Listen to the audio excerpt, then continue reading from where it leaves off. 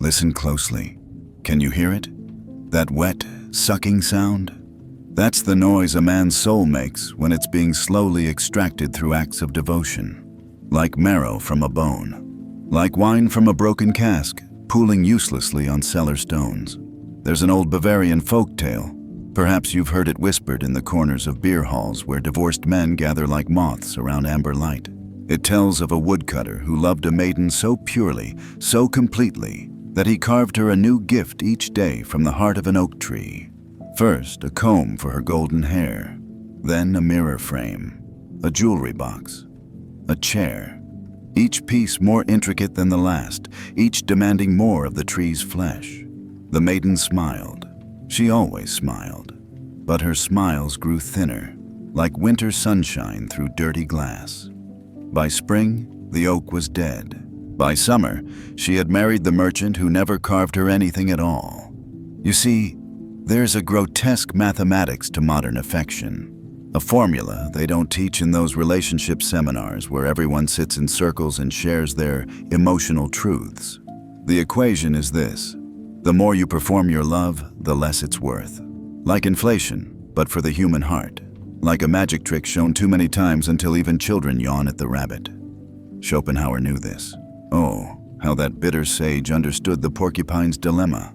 Creatures seeking warmth, pricking each other with their quills, forever adjusting distance. But he missed the darker truth. In love's theater, the one who performs most becomes the fool, the jester, the thing that entertains but never commands. Recent psychology studies, those sterile laboratories where love is dissected under fluorescent lights, confirm what folklore always knew. A 2024 paper from the Journal of Interpersonal Dynamics found that relationship satisfaction inversely correlates with performative romantic gestures beyond initial courtship phases. They dress it in academic language, these researchers, but they're simply documenting what every spurned lover discovers at 3 a.m., staring at read receipts that never turn into responses. Watch a man in love. Really watch him. See how he becomes a one-man circus, juggling his dignity like flaming torches, walking tight ropes over chasms of his own making. He texts first. He plans dates. He remembers anniversaries of first smiles, first touches, first disappointments. He studies her moods like a meteorologist studies storm systems, adjusting his behavior to her atmospheric pressure. And what does she do? She receives. Like a goddess accepting burnt offerings, vaguely pleased but fundamentally unmoved. There's something obscene about it, isn't there? This spectacle of masculine devotion, like watching someone water a plastic plant, like seeing a pianist play concertos for an empty concert hall, the velvet seats mocking him with their vacancy. I once knew a man, let's call him Marcus, for all such men deserve Roman names, names that speak of fallen empires, who drove 2 hours every weekend to see a woman who could barely remember his last name. He brought her wildflowers picked from highway medians. He fixed her car, painted her apartment, listened to her complain about other men who didn't text back fast enough. She just needs to see how much I care, Marcus would say, his eyes holding that peculiar glaze of the devotionally deluded. But here's what Marcus never understood. What you might not understand until you've worn your fingers bloody knocking on doors that won't open. Love operates on the principle of scarcity, not abundance. The heart is a contrarian investor. It values what might slip away, not what's guaranteed to stay. Think of it like this, and forgive the cruelty of the comparison, but truth often comes dressed in cruel clothes. Have you ever watched a cat with a mouse? The cat is most engaged when the mouse runs, when it struggles, when it might escape. But a dead mouse, a compliant mouse, the cat loses interest, bats it around half-heartedly, abandons it behind the refrigerator. We are all cats. We are all mice. The tragedy is not knowing which role we're playing until it's too late. The Stoics had a word, pathemata, sufferings, but not just any sufferings. The specific agonies we create through false beliefs. The man who performs his love, who turns himself into a dancing bear hoping for honey, suffers from the greatest pathemata of all. The belief that love can be earned through demonstration. Love cannot be earned. This is the first dark truth, the one that tastes like ash and wine mixed together. Love is not a vending machine where you insert kindness coins until affection tumbles out. Love is a wild thing that comes and goes by its own strange logic, like fog, like fever, like fortune. When you perform your love, when you make it a Broadway show with matinees on weekends, you transform yourself from a mystery to be explored into a problem to be managed. You become the too eager salesman, the over-friendly neighbor, the restaurant that's always empty, making people wonder what's wrong with the food. Tell me, when was the last time you stopped performing? When did you last let silence speak louder than your declarations? When did you realize that your endless audition was playing to an audience that left the theater long ago? The theater of diminishing returns runs the same show every night. The script never changes. Only the actors age, growing more desperate with each performance, not realizing that the very desperation is what empties the seats. But there's a strange liberation in walking off that stage, in letting the curtain fall, in becoming the one who watches rather than the one who performs. The Machiavellian game begins not with cruelty, but with the simple recognition that love responds to absence more than presence, to mystery more than certainty, to the withdrawn hand more than the outstretched one. The woodcutter in our tale? He learned too late. Don't be the woodcutter. Don't kill your oak tree carving gifts for someone who would prefer the shade of a living tree, one that stands tall, indifferent, undiminished by devotion.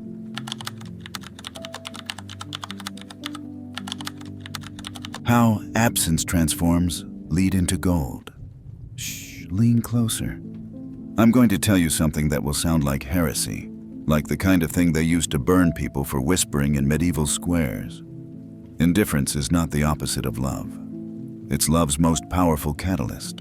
There's a story they tell in the opium dens of 19th century Paris, or perhaps I dreamed it, for the best truths often come dressed as dreams, about a perfumer who created the most intoxicating fragrance ever known.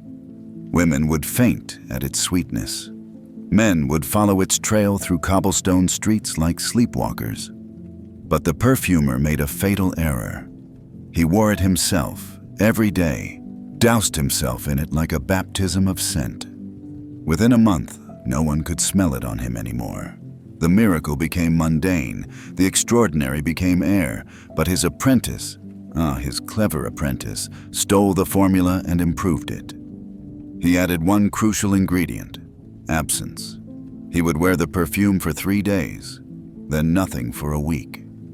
On the 8th day, when he walked through the market square, women turned their heads like sunflowers following light. The scent had become an event, a visitation, a small apocalypse of desire. You're beginning to understand, aren't you? That sick, beautiful truth crawling up your spine like a cold finger. Modern behaviorists call it intermittent reinforcement. Such sterile words for such a savage principle. A 2025 study from the Stockholm Institute of Relational Dynamics found that partners who maintained strategic emotional distance reported 73% higher rates of sustained attraction over 5-year periods. The researchers seemed shocked, as if they'd never watched a gambling addict at a slot machine, pulling the lever precisely because they don't know when the next payout will come. But Kierkegaard knew. In his journals, those midnight confessions of a man who broke off his engagement rather than inflict his melancholy on his beloved, he wrote, "The moment of possession is the moment of loss. To have is to cease wanting. To hold is to stop reaching. Consider the physics of desire. It requires space to move. Compress 2 atoms too closely, and they repel. Leave the perfect distance, and they dance in eternal orbit." This is not cynicism. This is the mathematics of the universe itself, written in the movement of planets and the pull of tides. I'll tell you what calculated indifference looks like, painted in the small cruelties that save us. It looks like reading her message and waiting, not hours. That's amateur work, the fumbling of boys who think love is a game of chicken. No, you wait until waiting becomes natural, until responding immediately would feel like betraying yourself. You wait until you actually have something to say, or nothing at all. It looks like having plans. Real plans. A life that exists beyond the gravitational pull of her attention. When she calls last minute, sometimes you're genuinely unavailable. Not because you're playing games, but because you've remembered that you existed before her and will exist after. It looks like silence after sex. Not cold silence, that's cruelty. And we're not monsters, just men who've learned the economy of attention. But the warm silence of someone who doesn't need to fill every moment with reassurance. The silence that says, I'm here, but I'm also elsewhere. I contain multitudes you haven't discovered. There's an Indonesian myth about a prince who fell in love with the moon. Every night he would climb the highest mountain to get closer to her pale face. He built towers. He trained birds to carry messages. He never missed a single night, this devoted fool. The moon never noticed him, but his brother, the younger prince, he would look at the moon sometimes, when it suited him, when the night was clear and he had nothing better to do.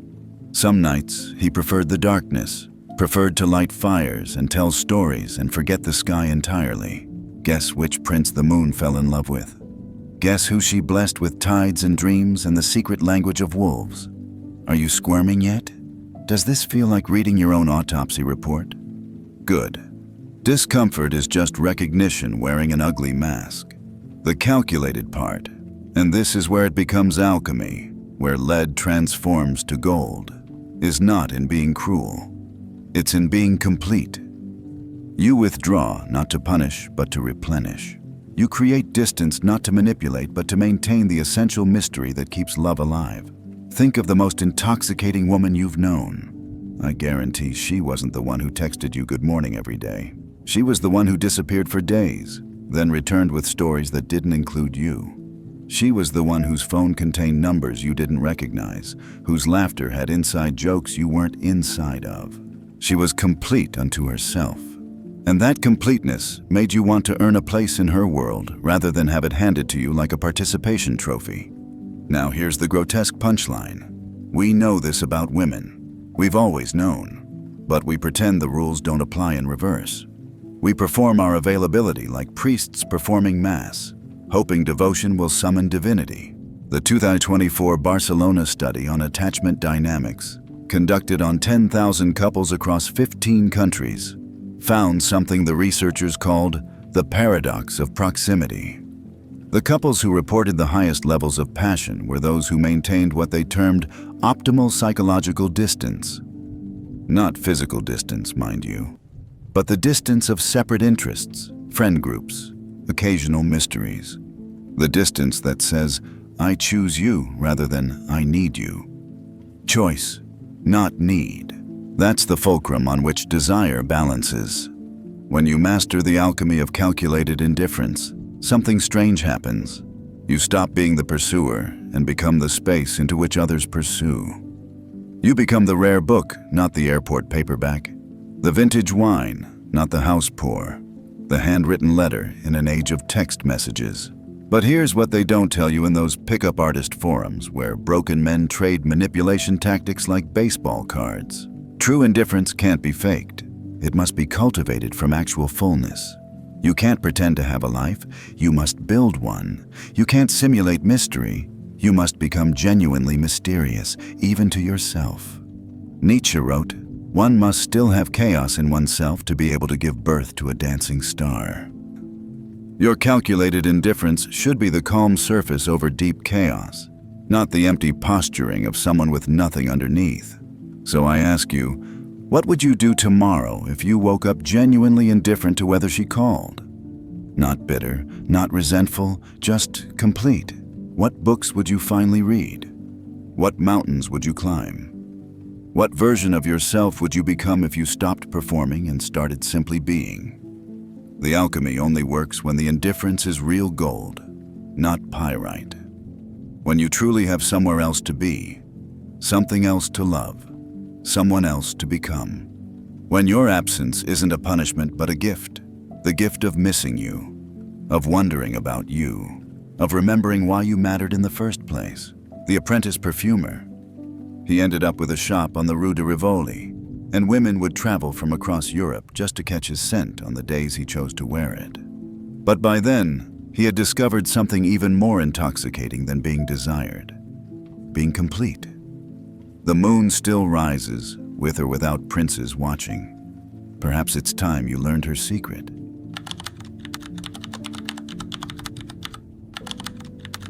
There's a Romanian proverb, whispered by grandmothers who've buried more husbands than they care to count, that goes, "The vampire who forgets how to hunt must learn to love the taste of his own blood."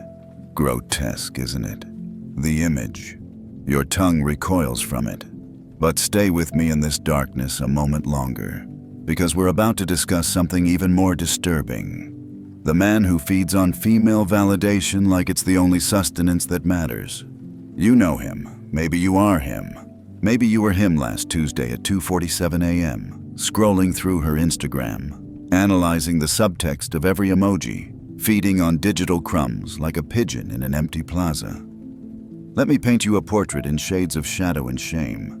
He wakes up and checks if she's viewed his story. His morning coffee tastes bitter or sweet depending on her response time. He crafts messages like a medieval scribe illuminating manuscripts. Every word chosen, every punctuation mark weighted with meaning she'll never decode because she's not looking that closely.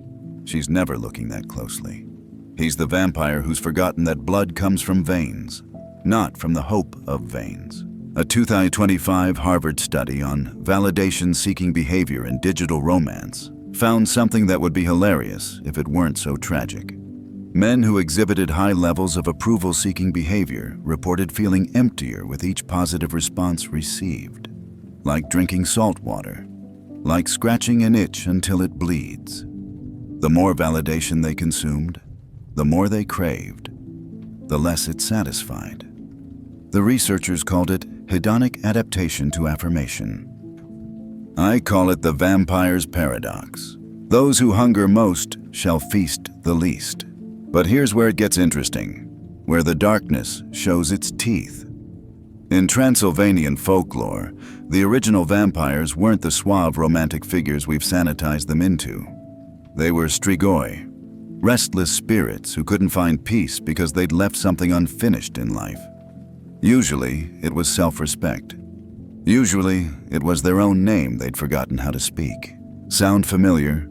The modern man circling his phone like a hungry ghost, waiting for her to confirm he exists.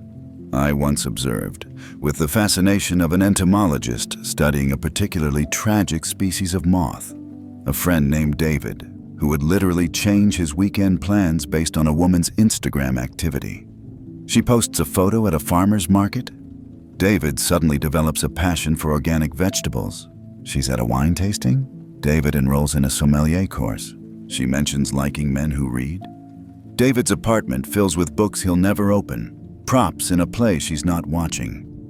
David was feeding, constantly feeding. But on what? On the possibility that if he shaped himself into her perfect man, she might finally see him.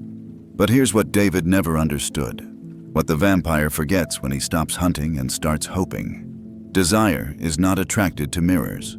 It's attracted to windows. When you become a validation vampire, you transform yourself into a mirror, reflecting back what you think she wants to see. But mirrors are useful, not fascinating. We glance at them and move on. Windows, though. Windows show different worlds. Windows make us stop and stare and wonder what's beyond. Schopenhauer wrote, "We forfeit 3/4 of ourselves in order to be like other people. But when you're a validation vampire, you forfeit 4/4. You forfeit quarters that don't even exist. You become a negative space, a vacancy sign in human form.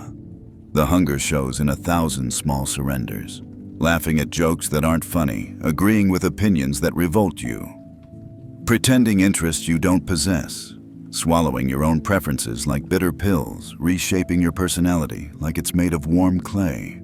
Each surrender feeds the hunger instead of satisfying it. Because, and this is the cosmic joke that makes devils laugh, validation from someone you've tricked into giving it is worthless. It's monopoly money. It's a love letter written to your costume, not your face. The 2024 Tokyo Institute study on authenticity and attraction discovered that women could detect validation-seeking behavior with 87% accuracy within the first 3 interactions. They described it as a kind of energetic desperation that made them feel responsible for someone else's emotional state. One participant said, "It's like being cast as someone's mother without auditioning for the role." Ouch, did that sting? Good. Truth is supposed to sting. That's how you know it's medicine, not candy. But here's the plot twist in our vampire tale. The thing that transforms curse into cure. The moment you stop feeding on external validation is the moment you discover you were never actually hungry.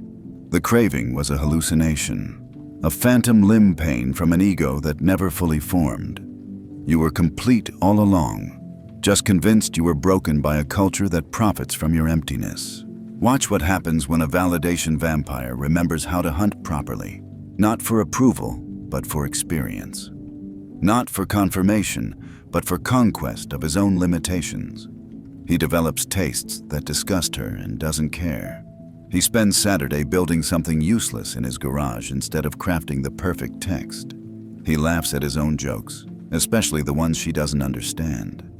He becomes nutritionally complete, emotionally self-sufficient, validation autonomous.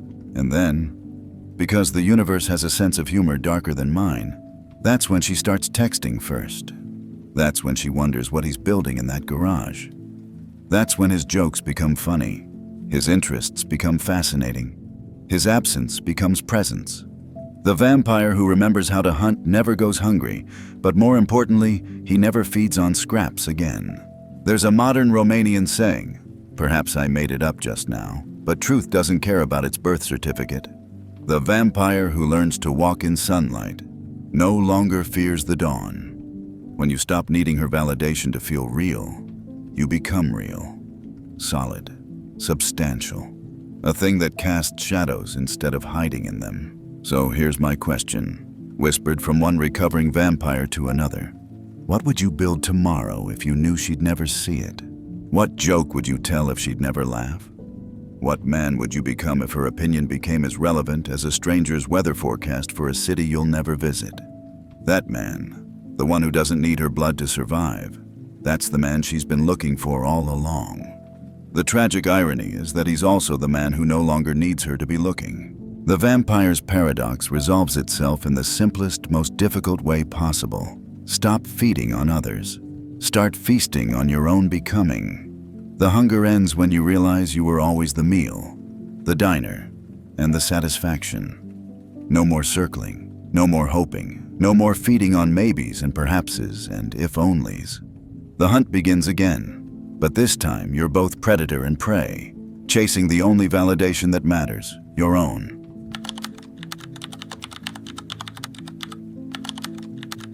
Where silence speaks louder than any love song. Listen. Do you hear that? That's the sound of a man discovering he enjoys his own company. It sounds like heresy. It sounds like freedom. It sounds like nothing at all. In the mountains of Tibet, there's a monastery where monks take a vow of silence that lasts exactly 1,000 days. No words, no gestures, no acknowledgement of the outside world, just breath and thought. And the terrible, beautiful confrontation with whoever they really are beneath the noise. The villagers below call them the already dead. But when these monks finally descend, something peculiar happens. Women who previously ignored them suddenly find reasons to linger at the market stalls where they shop. Men seek their counsel without knowing why. Children follow them through dusty streets like they're following music only they can hear. The monks emit something, not pheromones, something stranger. They emit completeness.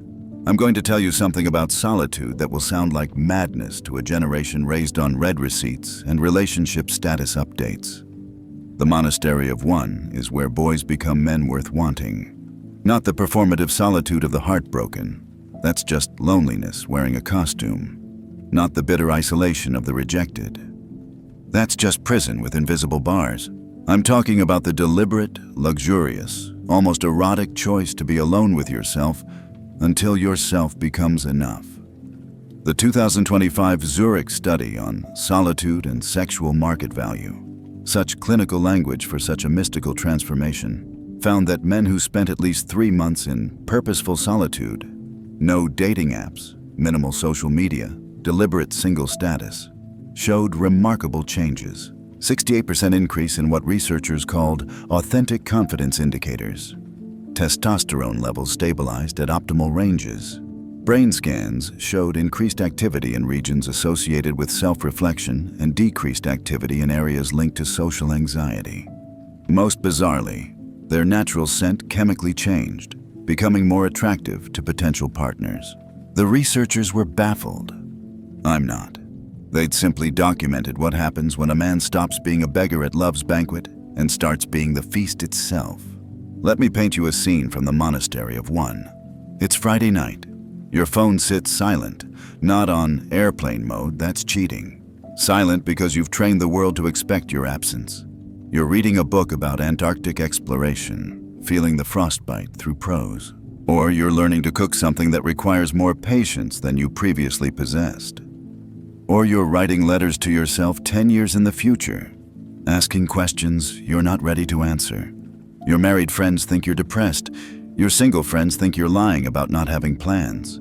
Your ex thinks, well, she doesn't think about you at all anymore, and that's the point. You've become unobservable, like a quantum particle that exists in all states simultaneously until someone tries to measure you. But here's what happens in the monastery of one. Here's the secret the monks know. You start having conversations with yourself that are more interesting than any you've had on dates.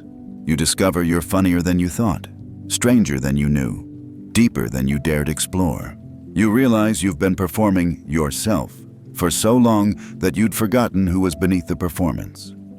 Kierkegaard, patron saint of the gloriously alone, wrote, "The most painful state of being is remembering the future, particularly the one you'll never have. But in the monastery of one, you discover something else. The most liberating state is forgetting the future you thought you needed and discovering the present you actually inhabit." Does this sound like giving up? Like the consolation prize for the romantically defeated? Then you're not listening closely enough. Lean in.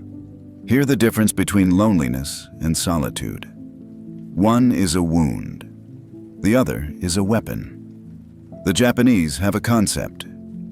Ikigai. Your reason for being.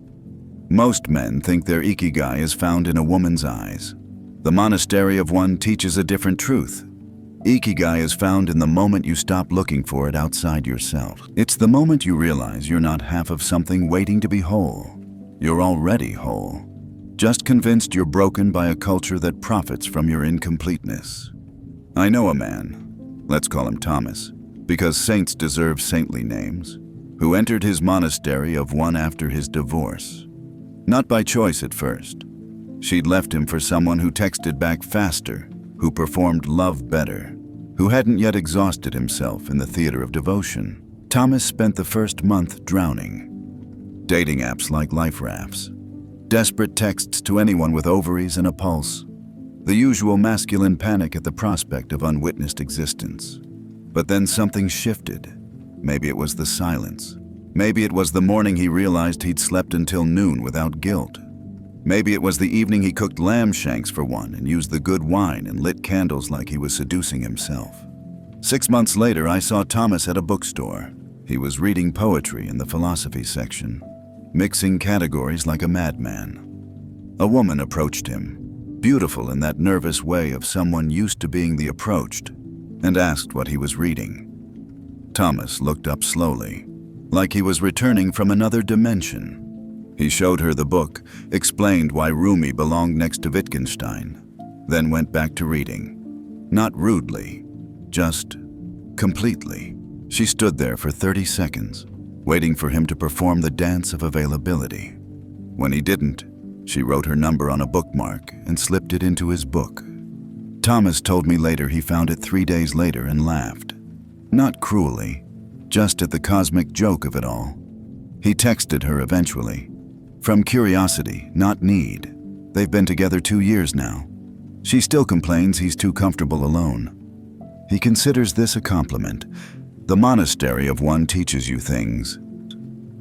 How to eat alone in restaurants without checking your phone. How to wake up without immediately wondering who's thinking of you. How to have orgasms that aren't performances for someone else's ego.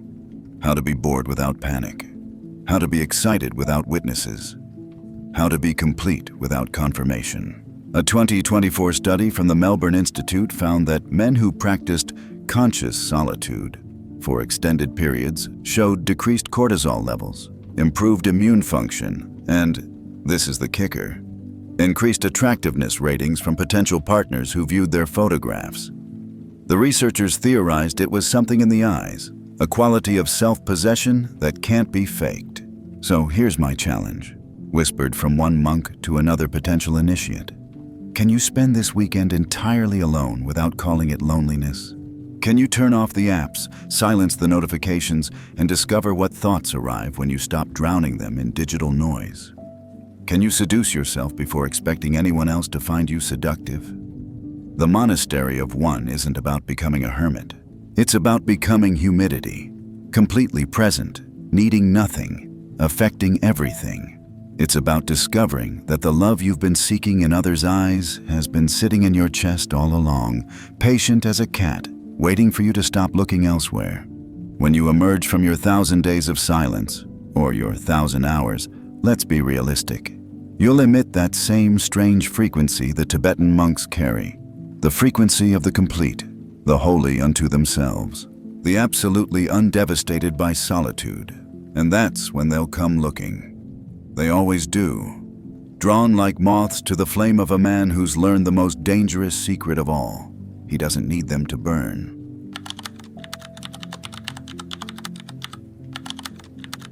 Why the kingdom was always yours to lose. There's a Serbian legend about a king who loved a witch. Not a beautiful witch from Disney tales.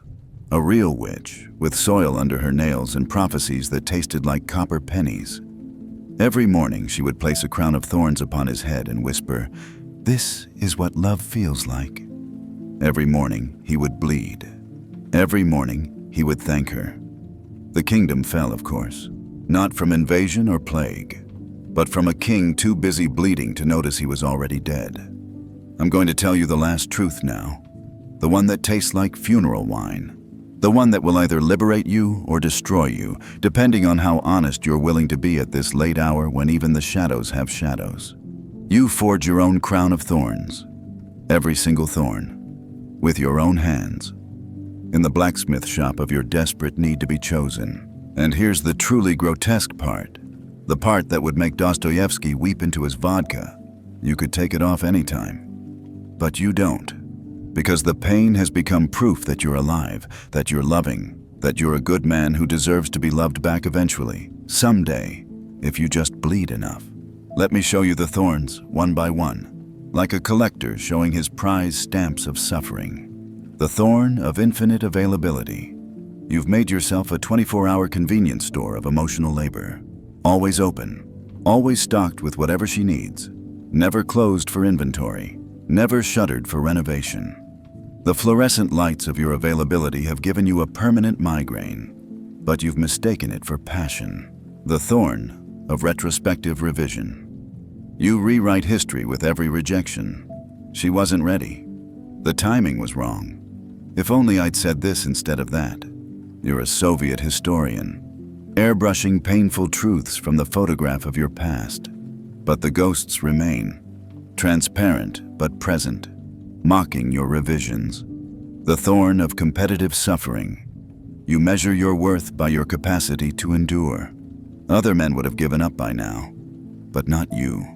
You're special, you're devoted. You're the marathon runner of unrequited love, and surely the universe keeps score. Surely there's a medal waiting at a finish line that keeps moving. The thorn of sacrificial arithmetic. You keep a ledger in your head. Every compromise, every swallowed preference, every time you chose her happiness over yours. You're waiting for the cosmic accountant to balance the books, to pay you back with interest. But love isn't a bank. It's a casino, and the house always wins. The thorn of tomorrow's promise. You live in the future tense. When she realizes, when she heals, when she sees. When. Meanwhile, the present tense bleeds out on the floor, unnoticed, unnamed, unlived. A 2025 comprehensive study from the Global Institute of Relationship Dynamics, 50,000 participants across 30 countries, found something that should be carved into stone tablets and thrown through the windows of every man wearing his crown of thorns. Persistent attachment to non-reciprocal romantic interests correlates with decreased life satisfaction across every measured domain. Career advancement, physical health, creative output, social connections, and paradoxically, future romantic success. In other words, your crown of thorns isn't just killing you. It's making you less attractive to everyone, including the one you're bleeding for. But here's where Machiavelli enters our story. Not as villain, but as dark liberator. He wrote, "Everyone sees what you appear to be. Few experience what you really are." The crown of thorns is all appearance. It's theater. It's performance art, where you're both artist and canvas, painting yourself in shades of noble suffering. Take a breath. Feel that? That's the weight of recognition. That's the moment you realize you're not the hero of a romantic tragedy. You're the architect of your own prison, and you've been calling it a castle.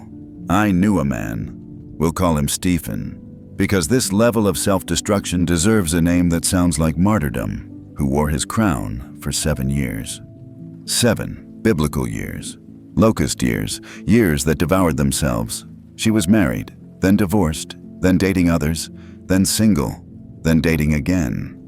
Through every season, Stefan waited like a faithful dog at a grave, not realizing the person buried there was himself. He turned down promotions that would take him to other cities. He rejected women who showed actual interest. He kept his apartment arranged exactly how she'd once said she liked it, even though she'd only visited twice. His crown grew heavier, the thorns deeper, until even his friends stopped trying to remove it. They could see he'd grown to love the pain more than he'd ever loved her. One night, and it's always one night, isn't it, when the fever breaks? Stefan got drunk on expensive whiskey and cheap clarity. He stood in front of his bathroom mirror and saw it. The crown. Not metaphorically. He swears he saw it. Thorns and blood and the whole grotesque prop from his one-man passion play. He reached up and touched it, then pulled. The sound, he said, was like roots being torn from soil, like habits dying, like hope finally, mercifully expiring. What remained wasn't pretty. Scars. Bare patches where parts of himself had died, but also, and this is the miracle that hides in every tragedy, space. Space for new growth. Space for thoughts that weren't about her. Space for a life that wasn't an elaborate altar to someone else's indifference. The Buddhists have a saying, pain is inevitable, suffering is optional. Your crown of thorns is optional. Every morning you put it on again is a choice. Every thorn you polish with your tears is a decision. Every drop of blood you offer to an absent goddess is a vote for your own diminishment. So here's my final question, posed from one recovering king to another. What would you do with all that blood if you kept it for yourself? What would you build with hands that weren't always reaching? What would you become if you stopped practicing for a martyrdom that nobody asked you to perform? The kingdom was always yours. You've just been too busy bleeding to rule it. Take off the crown. I know it's fused to your skull by now. I know it feels like part of you. Like removing it would be removing your very identity as a man who loves deeply, truly, eternally. But that's the final lie, the last thorn, the ultimate deception. You are not your suffering. You are not your devotion to someone who doesn't want it. You are not the protagonist in a romance novel written by sadists. You are a man with a finite number of days and an infinite capacity to waste them on people who wouldn't notice if you disappeared tomorrow. Or, and here's the revolutionary thought, the heretical possibility. You're a man who could stop bleeding and start living. The witch in our Serbian legend? She wasn't evil. She was honest. She showed the king exactly what his version of love looked like. Voluntary crucifixion. The kingdom didn't fall because of her curse. It fell because he refused to stop believing that pain was proof of purpose. Your crown of thorns is not a badge of honor. It's a weight you've grown too comfortable carrying. But comfort and happiness have never been the same thing. One is familiar. The other is free. The choice, as it always was, is yours. Remove the crown. Rule your kingdom. Let someone else play the martyr. The thorns will heal. The scars will fade. And one day, you'll meet someone who loves you without requiring you to bleed for the privilege. But first, you have to stop forging new thorns. First, you have to choose yourself. First, you have to believe you deserve a love that doesn't require a crown of thorns as the price of admission. The coronation is over. The real reign begins now.